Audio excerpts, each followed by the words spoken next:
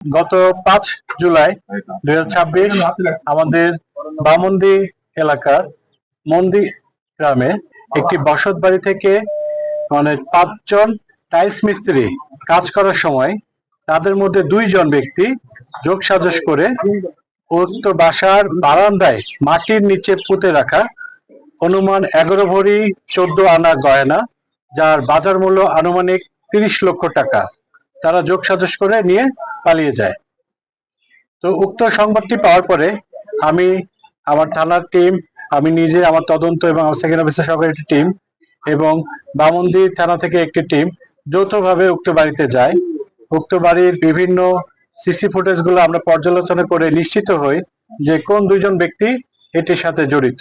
উক্ত দিন 4 জনকে আমাদের হেফাজতে নিই, 3 জনকে জিজ্ঞাসাবাদের জন্য রাখি এবং 1 জনকে সাথে করে আমরা কুষ্টিয়া জেলার কুমারখালী থানা এলাকায় আমরা একটা অভিযান পরিচালনা করে মূল যে সাসপেক্ট আমাদের যে মমিন, তার একটি সেকেন্ড কন্ট্যাক্টকে উদ্ধার করি।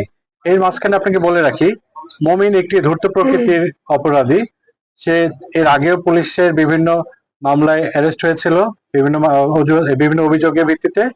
তো সে মোবাইল ইউজ করে না। JBS holdings limited. সে নিজেকে পুলিশের হাত থেকে সেভ করার জন্য কোনো প্রকার ডিভাইস ইউজ করে না। তো তাকে পাওয়াটা আমাদের জন্য খুব একটা চ্যালেঞ্জের ব্যাপার ছিল। তো আমরা যে একটা গোপন তথ্য পেয়েছিলাম যে কুমারখালী থানা এলাকায় একটা বন্ধু তার আছে, যে তার ঝিনাইদহ তার শ্বশুর বাড়িটা চিনে এবং সে সেখানে ঝিনাইদহতে শ্বশুর বাড়িতে অবস্থান করছে বলে আমরা একটা প্রাথমিক সূত্র পাই। সেটার আলোকে আমরা গতকালকে মাঝরাতে ভোর 4টার দিকে আমার টিম এবং বামন্দি ক্যাম্প থেকে একটি টিম সহকারে আমি প্রথমে কুষ্টিয়া, সেখান থেকে ওই সেকেন্ড কন্টাক্টে পাওয়ার পরে পরবর্তীতে ঝিনাইদহ জেলার কালীগঞ্জ থানাধীন কলেজপাড়া এলাকায় দিনভর অভিযান করতে হয়েছে।